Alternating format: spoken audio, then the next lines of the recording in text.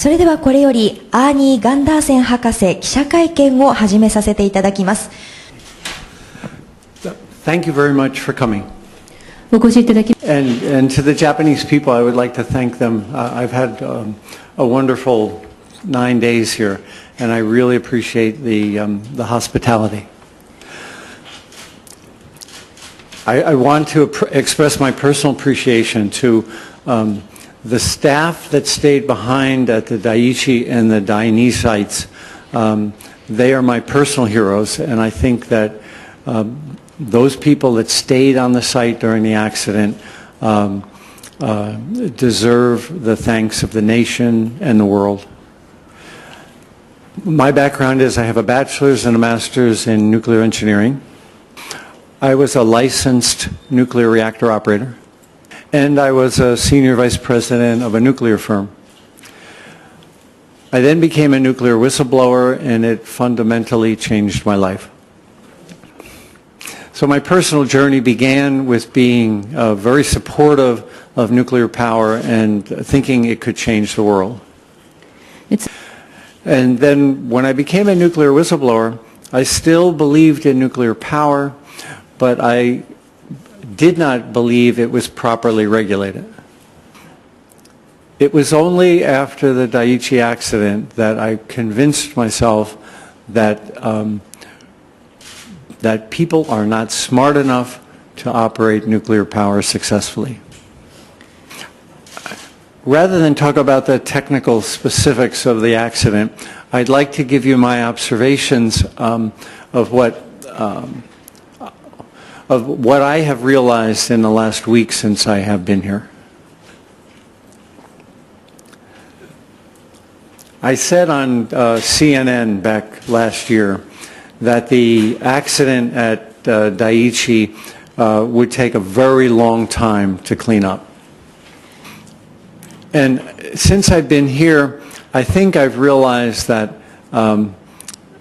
Tokyo Electric does not have the management skill to do that successfully in any reasonable amount of time.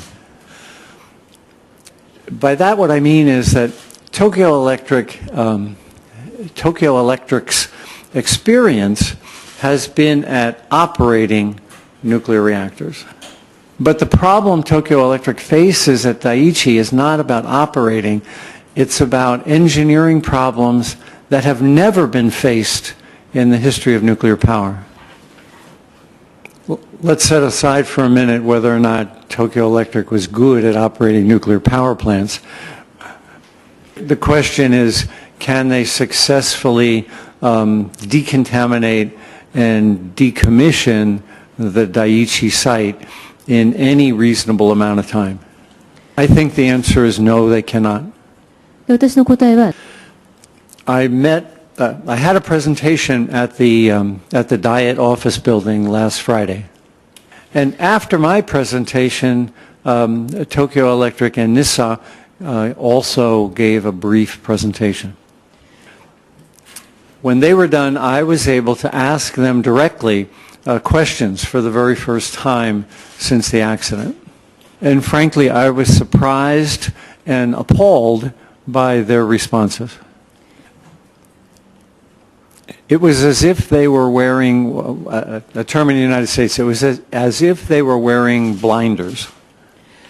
I was the senior vice president of an engineering firm, and a creative engineering process is critical to the problems that are being faced at Daiichi, because those problems have never been faced by anyone before.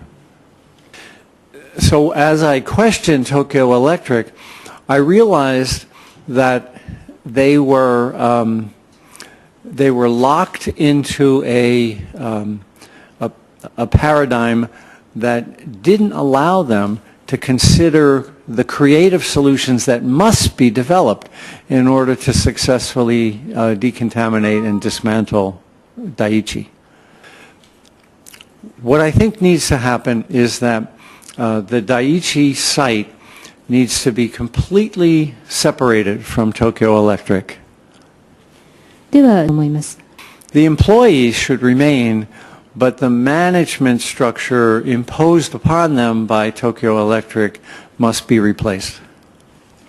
Tokyo Electric can continue to do its power distribution and its power generation at its other generating plants, but its attention should be focused on what it does well, which is generating power, and not on the problems that it faces at the Daiichi site. Tokyo Electric is already nationalized because it has run out of money to fix the Daiichi site. But what I'm suggesting is that the responsibility for the cleanup cannot be Tokyo Electric's because they just don't have the experience and the competence to do an adequate cleanup. So my main observation, number one, is that the effort at Daiichi should be completely divorced from Tokyo Electric's management. Now, I don't think that NISA has been doing a great job either. So what I'm proposing is that a project management firm take over responsibility for the Daiichi site and report directly to the Japanese government. There are many competent project management firms in Japan, and so I believe that the management of the recovery at the Daiichi site can be controlled by a large Japanese management firm. The project In the United States, we had this a similar situation at 3 Mile Island. After that accident, a management corporation was put in to dismantle the facility because the utility that operated it didn't have the skills necessary to do it well. So while I don't believe that NISA has the skills either. So the financial cleanup of the Daiichi site must come from the government of Japan. But the technical control of the effort should not be NISA and should not be Tokyo Electric, but should be a project management firm chosen from within several excellent Japanese firms. I also realize that the Japanese people have almost no faith in Tokyo Electric, nor do they have much faith in NISA. Because of that, the last thing I would propose is that a group of international experts work as an advisory group to the project management firm to make sure that there is a public oversight looking over their shoulder at all times. This should not be the International Atomic Energy Agency, the IAEA. Should not. If you go up and Google IAEA, Article 2 of the IAEA Charter is to promote nuclear power. But I do believe there are international experts who are objective and who could regain the confidence of the people of Japan to provide that oversight function to make sure the Daiichi site is done as safely as possible and as quickly as possible. The next topic I'd like to talk about is that it appears to me that the Japanese government is already beginning to set the pattern to perpetuate nuclear power for as long as another 40 years. Yesterday I read a story that the position of the government is that if we were to phase out nuclear power, the cost of electricity to the Japanese would double. I think that's wrong. I think there are approaches to generating electricity in Japan that will not raise the cost of generating the cost of electricity that need to be considered as opposed to perpetuating nuclear power. Today I read a story that the LDP is now proposing the nuclear phase-out occur 40 years from now in 2050. I don't believe that the cost estimates provided by the government and the time for the phase out of nuclear power provided by the government are accurate. And tonight I will be in my last speech of my visit here. We'll discuss the fact that there are alternatives available to Japan in lieu of nuclear power. Not only are there alternatives available to Japan, but it also creates the opportunity for Japan to become an export leader in a technology that the rest of the world desperately needs. In the 20th century, we needed large central station power plants. But with the advent of the computer, we can distribute the generation with many small power plants instead of a few large ones. In the 21st century, we've gotten the cost of solar power down dramatically. We've got the cost of wind power down dramatically. And we've also been able to tie them together with the electric grid in a way that we couldn't do last century. I use the example of a tree. The way electricity was generated in the 20th century was a tree with several very large leaves. In the 21st century, we can approach it differently, the way nature does, a tree with thousands of small leaves. All of the pieces of this distributed generation are already available. Nothing has to be invented. And Japanese companies are actually technology leaders in some aspects of this already. Mitsubishi, Hitachi, Toyota, and others already have all of the pieces to make this possible. It has never been integrated together before. So the challenge Japan faces and the opportunity Japan faces is to tie this together, all these pieces together, on a national level.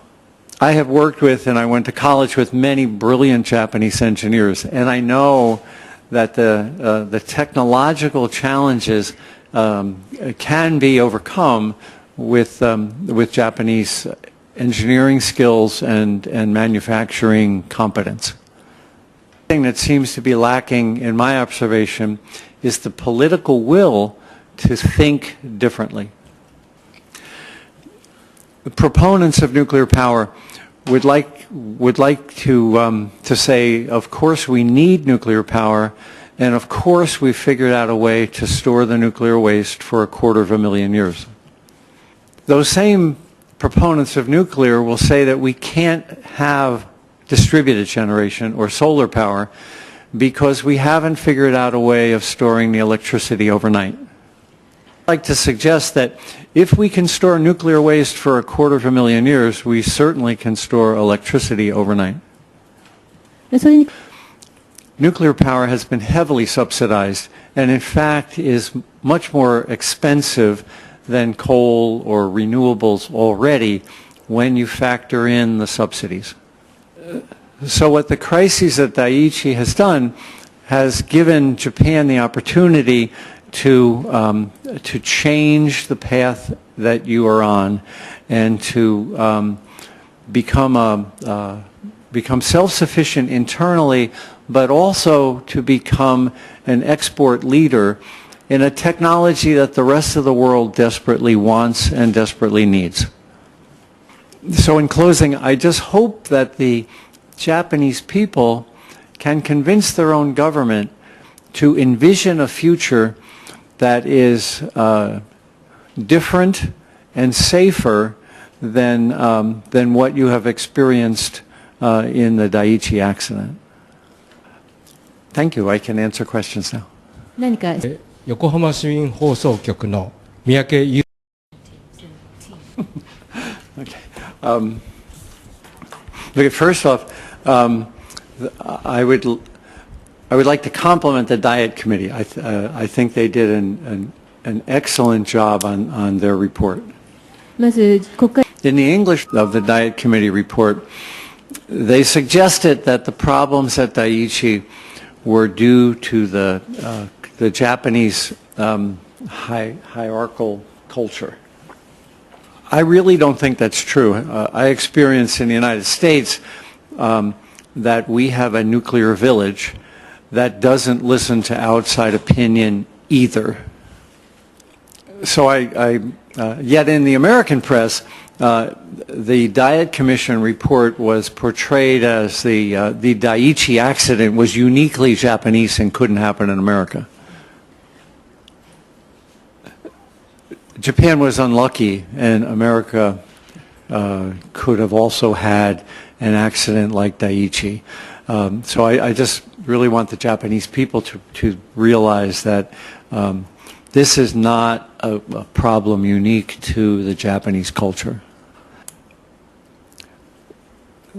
Okay, so I believe I believe that the Diet Commission did a very thorough job, though. On the question of oversight of the activities at Daiichi, I believe that international experts should be brought in because they'll provide the breadth of experience that's lacking from within Tokyo Electric or NISA. But the structure that I'm proposing is different than what the Diet, what has been proposed so far, in that I am suggesting that Tokyo Electric be eliminated from the process of recovering the Daiichi site. I don't believe they have the management skill set necessary to recover the Daiichi site. So the Japanese government would be responsible for paying for the recovery of the site, and the project management organization would replace Tokyo Electric's project management in coordinating all of the activities that need to be accomplished. It's highly likely that that organization, that project management organization, will be part of the nuclear village. So I do think that in order to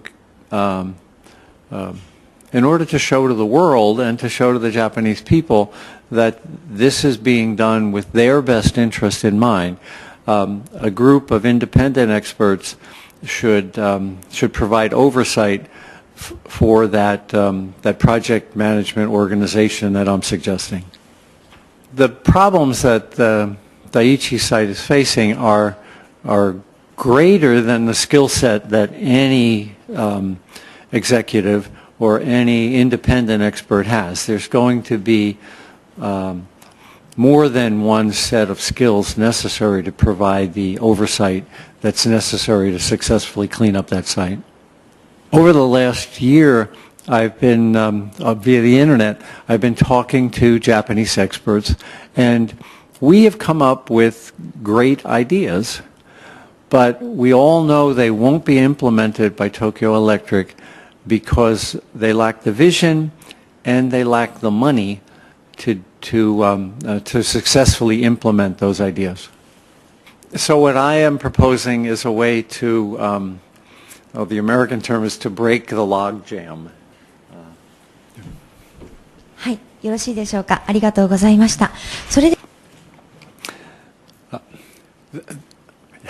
Thank you.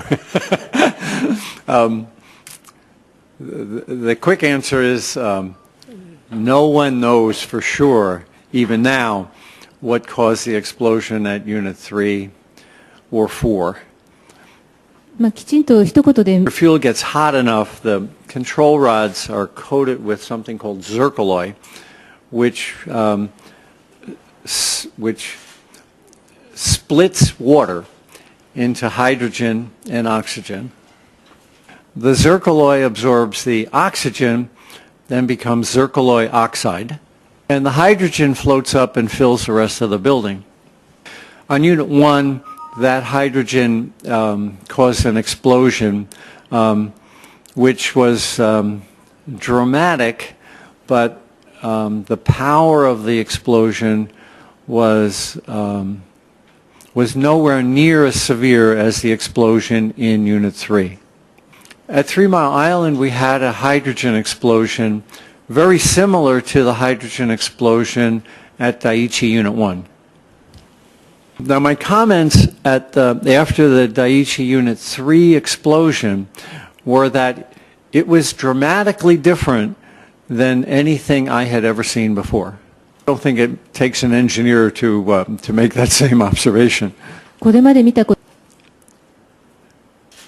The power of the shock wave at Daiichi Unit 3 was unanticipated by any engineer or any regulator throughout the world.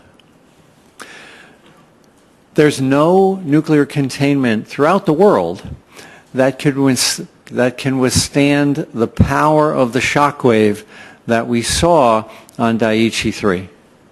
I think the important message is not how Daiichi exploded, but that it exploded in a way that shows that every nuclear plant in the world is in jeopardy. The Daiichi 3 explosion was not a simple hydrogen explosion.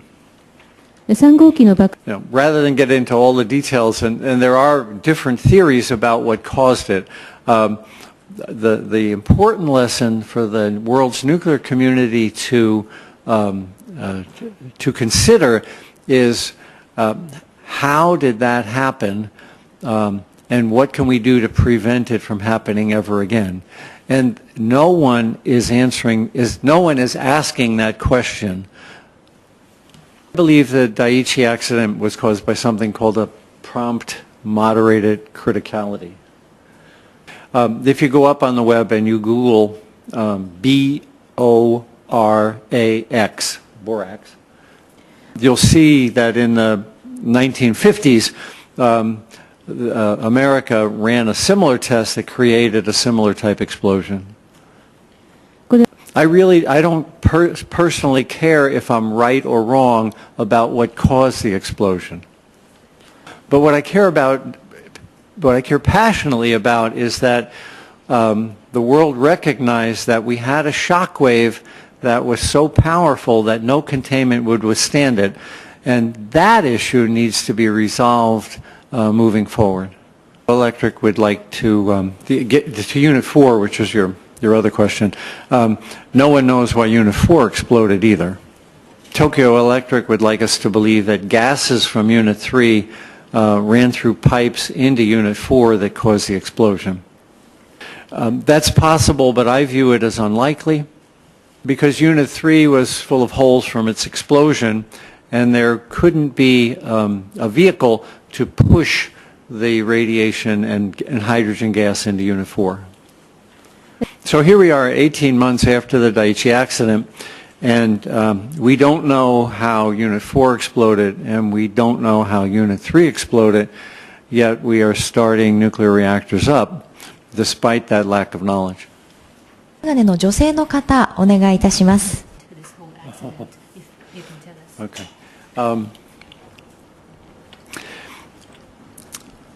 Everyone knows when the Chernobyl accident began, but 30 years later, the Chernobyl accident still has not ended. チェルノブイリの事故がいつ Same is true at Daiichi. We know when Daiichi began, but there is no end in sight.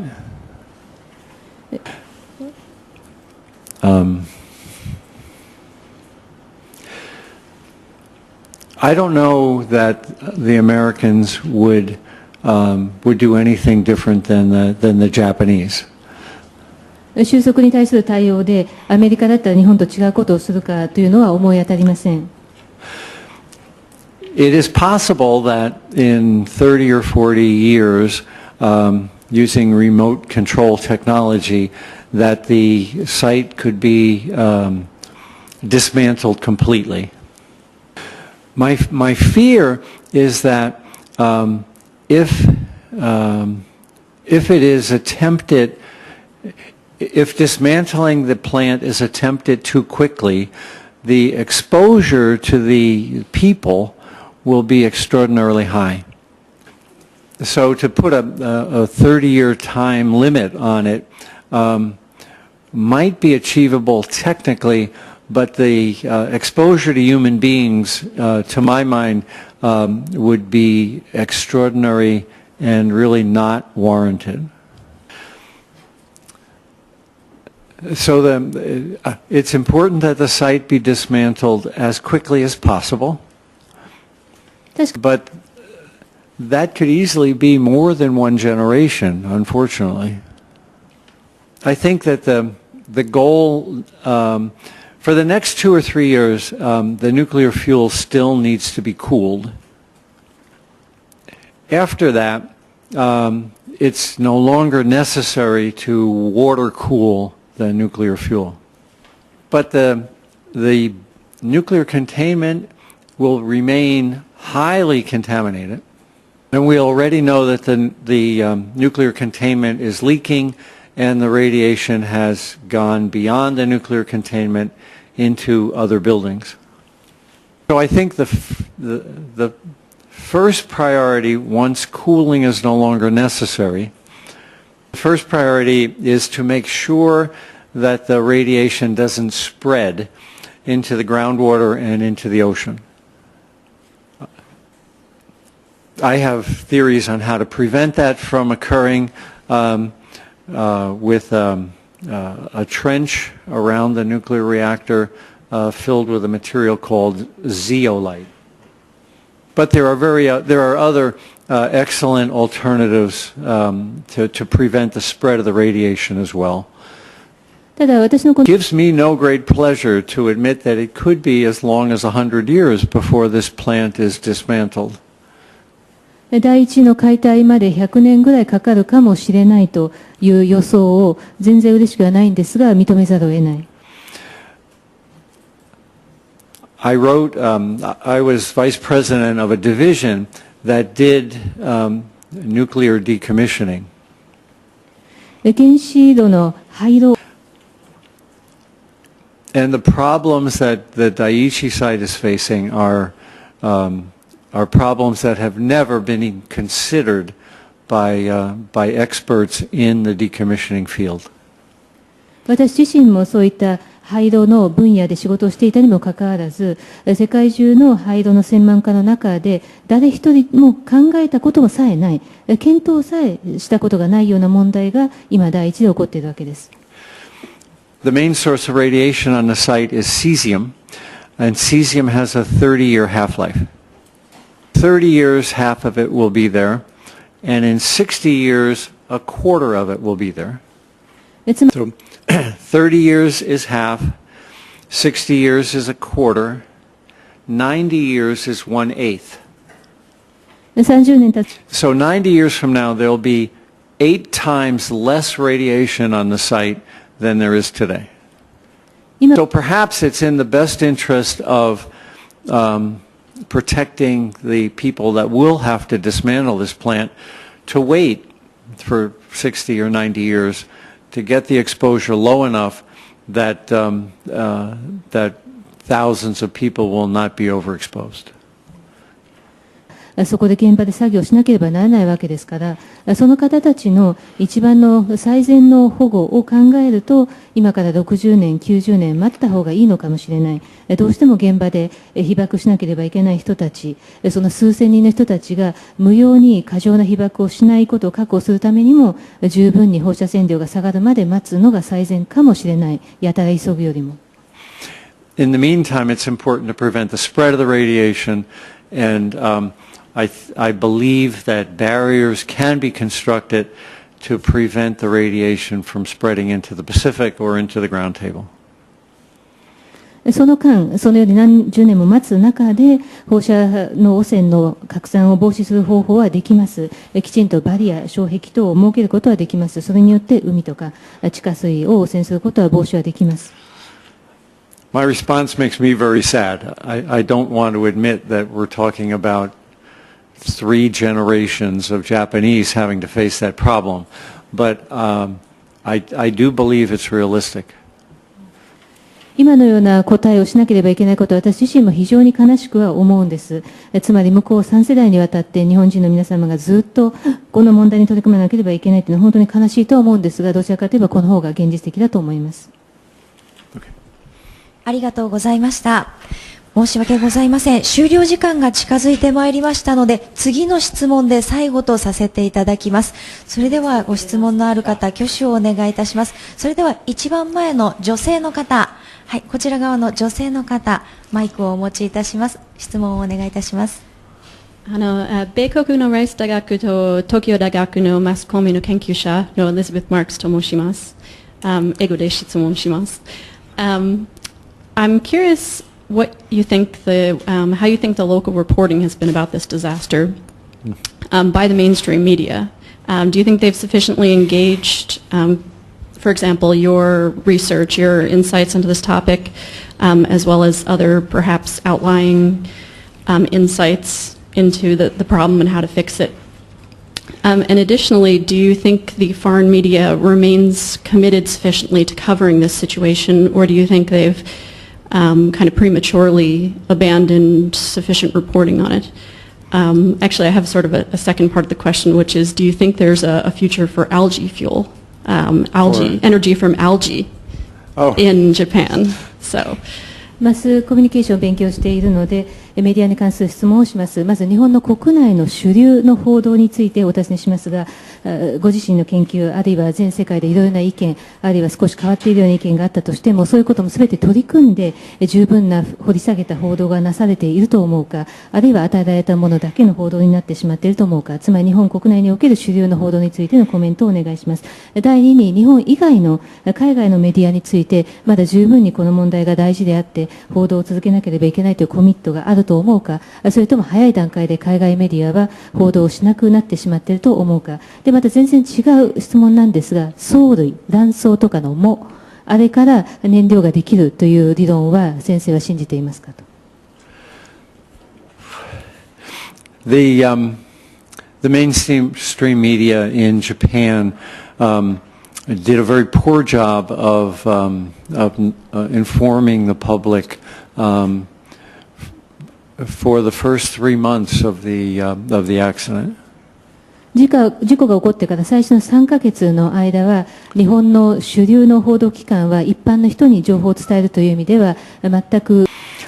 I think at the level of the beat reporter, that the reporter on the street, I think at the level of the average reporter, they wanted to tell the story. I think, though, as the story worked its way up the management chain through editors and actually bosses of editors, that the true magnitude of the problem was downplayed. 記者はありのままを書きたいとしたんだと私は思います。だけど、それがその報道機関の上の方に行くと、例えばデスクとか編集とかを経由して、さらにその上にボスがいるわけですから、そうなると本当にいかに深刻であるかということをなるべく控えめにしようという作用があったと思います。In the U.S., I was contacted as much as 8. I was for the first 3 months of in the U.S. for the first 3 weeks of the accident. I was contacted about 18 times a day for 3 weeks by media outlets. That was TV, that was radio, and that was print. 18, yes. 事故が発生したからおよそ Those stories never made the front page, but they did make it into print and radio and TV. I think CNN did the best job, but even then, it was never, after the first day or two, it was never the very first story. Okay. CNN は頑張 Given the accident didn't happen in America or Europe, I I think the foreign press did a reasonable job of covering it. 発生した I do think the foreign press has done a very poor job of continuing to cover the story, and the radiation issues related to Japan now are on nobody's the radar, not on anybody's. Yeah. 一方で海外プレスが The broader question and the more important question is what happened to the Japanese press? でもそれよりも My personal experience is I was contacted frequently by reporters representing the mainstream media in Japan. None of those stories were made it into print or television or radio in Japan. Not just hours and hours of my time, but days and days of my time were spent talking to Japanese reporters, 何時間 none of which made it into the reporting of the accident to the Japanese people. ところが日本 And I don't blame the reporters, but perhaps at the level of the editor or more likely at the level of the executives in the news firms, there was definitely censorship applied in the Japanese press. ただ一線の On your issue of algae, I talk about biomass in my presentation tonight, and perhaps it'll be there. But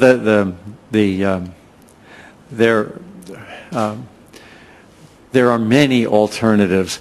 There's no single alternative that will solve the problem.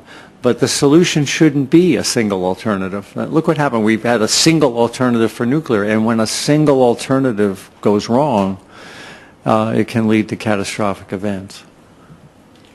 藻類に関しては、バイオマスに関しては今晩のスピーチで私は触れる予定ではいます。ただ、代替方法というのはたった一つである必要もないし、逆にたった一つしか代替方法があるというのは望ましい回答ではないわけです。原子力についてもそうです。たった一つしか代わりのものがないということになると、万が一それがうまくいかなかったときに破局的な展開になりますので。To use the analogy of the tree again, if a tree loses a leaf or if a tree loses a limb, the tree continues to go on. Distributed generation. If we decide to look at algae in other forms and one form doesn't work, there are many other alternatives on the table, which is the beauty of a distributed system. Thank you very much. ありがとうございました。最後にですね、アーニー・ガンダーセン博士のスタッフの方より告知が